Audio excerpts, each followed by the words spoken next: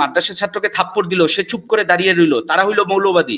আমাদের মুসলিম অ্যাডভোকেট আলিফ ভাইকে হত্যা করলো কুবিয়ে, আমরা মুসলিমরা চুপ করে রইলাম, আমরা হলাম তাওহিদি জনতা মৌলবাদী, আর তারা কুবিয়ে মারে জয় শ্রীরাম বলে, তারা হলো প্রগতিবাদী। এটা হচ্ছে সেই 1947-এর পরাজিত ব্রাহ্মণ্যবাদ। দয়া করে একটু আওয়াজ তুলবেন, সবার কাছে আহ্বান। তসলিমা নাসরিনের বই এই জায়গায় দেয়া হলো, কিন্তু সেখানকার যে নীতিমালা যতটুকু আমরা জেনেছি বা আমি যতটুকু জানি, যদি আমি ভুল না বলে থাকি, কোনো ধরনের বিতর্কিত উস্কানিমূলক বা অশান্তি সৃষ্টিকারী এই ধরনের বইগুলো তারা পাবলিশ করার হইতেছে। একজন আমি ওনার নামটা হচ্ছে সম্ভবত, উনি হচ্ছে নায়েমের একজন প্রশিক্ষক, উনি মুসলমানদের এবং ইসলাম নিয়ে অত্যন্ত বাজে ভাষায় গালাগালি করছে। আমি আগেই প্রেডিকশন করতে পারি যে এটা হচ্ছে থাবা বাবার রাজীবের কোনো প্লট, কারণ ভারতের সেভেন সিস্টার্স অশান্ত। ভারত এখন বাংলাদেশে ইউনুসের কারণে কিছুই করতে পারতেছে না। এখন ইউনুসকে বিতর্কিত করার জন্য শেষ ট্রাম্প কার্ড হচ্ছে মৌলবাদ এবং মত প্রকাশের স্বাধীনতাহীনতা এবং নারী বিদ্বেষ। এই তিনটা কার্ড একসাথে খেললো। এই বই মিলায় 128 নম্বর স্টলে সব্যসাচী প্রকাশনার এই উগ্র হিন্দুত্ববাদীদের এজেন্ডা প্রভোকেশনের মাধ্যমে। দেখেন এই জায়গায় তসলিমা নাসরিনের বই এই জায়গায় দেয়া হলো, কিন্তু সেখানকার যে নীতিমালা যতটুকু আমরা জেনেছি বা আমি যতটুকু জানি, যদি আমি ভুল না বলে থাকি, কোনো ধরনের বিতর্কিত উস্কানিমূলক বা অশান্তি সৃষ্টিকারী এই ধরনের বইগুলো তারা পাবলিশ করার বৈধতা দেয় না। তো তারা এই বইগুলো এখন আনলো কেন? তাইলে আমার প্রশ্ন হচ্ছে, এটা যদি মত প্রকাশের স্বাধীনতা, এবং দেখলাম যে আনন্দবাজার পত্রিকায় আধা ঘন্টার মধ্যে তারা ব্রিফিং দিয়ে দিল। তো আনন্দবাজার পত্রিকায় তারা বলল যে আমরা চালিয়ে যাব, সব্যসাচী প্রকাশনা বললো আমরা চালিয়ে যাবো, ফাইন। তাহলে দেবালোকের যৌন জীবন একটা বই আছে, দেবালোকের যৌন জীবন। তাহলে আমরা মুসলমানরা কি দেবালোকের যৌন জীবন বইটা এখন 21শে বইমেলায় নিয়ে আসবো? আমার এই প্রশ্নটা, দেবালোকের যৌন জীবন, জাস্ট যারা শুনতেছেন বুঝতেছেন আমি কোন বইটা বুঝাইতেছি। জি, আমরা দেবালোকের জনজীবন এই বইটা নিয়ে আসতে চাই, আপনারা কি বলেন? আমরা এটার চাই। আর একই সাথে আমি দাবি জানাবো যে ভারত যেহেতু মুসলিম বিদ্বেষীদের রাষ্ট্রীয় মর্যাদা, নিরাপত্তা এবং অর্থায়ন করে, তাহলে যারা ভারতীয় এবং হিন্দুত্ববাদ এবং হিন্দু ধর্ম বিদ্বেষী, তাদেরকে কেন বাংলাদেশে রাষ্ট্রীয়ভাবে পেট্রোনাইজ করা হবে না? কারণ এটা এখন টাইমস অফ স্ট্র্যাটেজিক লেভেলে এটা প্রয়োজন, এক্সপেডিয়েন্ট।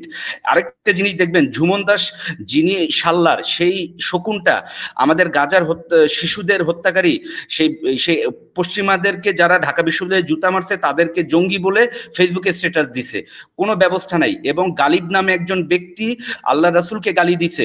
আমার আশঙ্কা হয় তাকে এই মুহূর্তে অ্যারেস্ট করা হোক অথবা তার নিরাপত্তা বৃদ্ধি করা হোক। ইন্ডিয়া তাকে হয়তো মেরে ফেলবে, এখন এখানে জঙ্গি নাটক করবে, তাই আমি তার নিরাপত্তা চাই। এই মুহূর্তে তার নিরাপত্তা আরো বাড়ানো উচিত। আরেকটা সর্বশেষ একটা কথা বলবো, আপনি দেখবেন সেই জায়গায় কিন্তু তারা কয়েকটা শব্দ ব্যবহার করছে, মৌলবাদী, জঙ্গিবাদী ইত্যাদি শব্দগুলো। আপনি দেখেন, একজন উগ্রবাদী একজন মাদ্রাসা ছাত্রকে থাপ্পড় দিল, সে চুপ করে দাঁড়িয়ে রইল, তারা হইল মৌলবাদী। আমাদের মুসলিম অ্যাডভোকেট আলিফ ভাইকে হত্যা করলো কুবিয়ে, আমরা মুসলিমরা চুপ করে রইলাম, আমরা হলাম তাওহিদি জনতা মৌলবাদী, আর তারা কুবিয়ে মারে জয় শ্রীরাম বলে, তারা হলো প্রগতিবাদী। এটা হচ্ছে সেই 1947-এর পরাজিত ব্রাহ্মণ্যবাদ। দয়া করে একটু আওয়াজ তুলবেন, সবার কাছে আহ্বান। সত্যিকার অর্থে বলতে গেলে তসলিমা নাসরিন সম্পর্কে আমি কোনো কথাই বলিনি অতীতে, বলতে চাইও না, ভবিষ্যতেও বলবো না। তবে আজকে যেহেতু এই প্রোগ্রামে একেবারে সরাসরি আমাকে প্রশ্নটা করা হয়েছে, তো কিছু তো বলতেই হবে। এই তসলিমা নাসরিনের প্রথম স্বামী রুদ্র মোহাম্মদ শহীদুল্লাহ আমার খুব ঘনিষ্ঠ মানুষ ছিল ঢাকা কলেজে। এরপর নাইমুল ইসলাম থেকে শুরু করে অনেক ঘটনাই উনি ঘটিয়েছেন। এগুলো ওনার ব্যক্তিগত ইচ্ছা এবং উনি ওনার মনের বাসনা পূরণ করেছেন, সেখানে আমার কিছু বলার নেই। কিন্তু এমন কোনো কাজ তো করা উচিত না যে কাজ দিয়ে সমাজ নষ্ট হয়, সমাজ বিপদগামী হয়। এবং সাহিত্য, শিল্প সাহিত্যের একটা মূল বিষয় হলো যেটা করলে সমাজ এবং বিশেষ করে তরুণরা নূতন পৃথিবীতে অ্যাডজাস্ট হতে পারে এবং সাহিত্য সংস্কৃতির প্রতি তাদের শ্রদ্ধা ভালোবাসা বাড়ে, তেমন ভাবেই সেখানে আচরণ করা উচিত।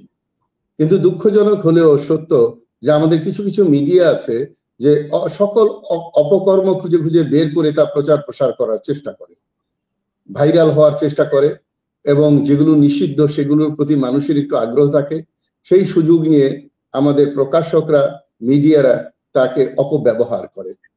তসলিমা নাসরিন সম্পর্কে যদি আমি বলতে চাই, তাহলে আমি বলতে বাধ্য হচ্ছি যে তিনি ধর্ম, বিশেষ করে ইসলাম ধর্ম বিরোধী, উনি বাংলাদেশের সংস্কৃতি বিরোধী, তিনি সুরসুরি দেয়া লেখক, অশ্লীল ভাষা তার অস্ত্র, নিষিদ্ধ বিষয়গুলো সমাজে নিয়ে এসে নিজে আলোচিত হতে নিজেকে পছন্দ করেন, তিনি শান্তি শৃঙ্খলা বিরোধী, তিনি স্বাধীনতা বিরোধী।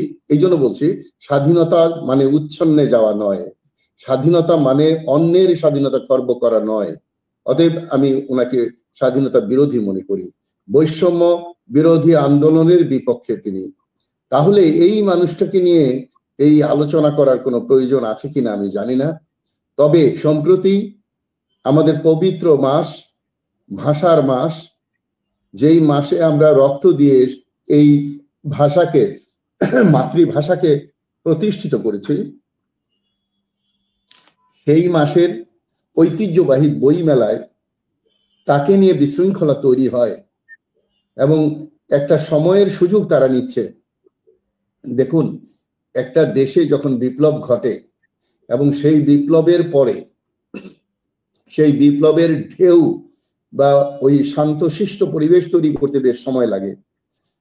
আপনি দেখেন পৃথিবীর আর কোনো দেশ খুঁজে পাবেন না যেই দেশ থেকে আইন শৃঙ্খলা রক্ষাকারী বাহিনী, পুলিশ বাহিনী সম্পূর্ণভাবে পালিয়ে যায়,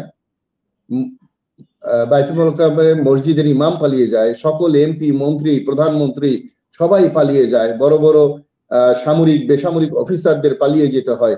তেমন একটি দেশে দায়িত্ব নিয়েছে ডক্টর ইউনূস এবং তার সাথে যারা উপদেষ্টা আছেন।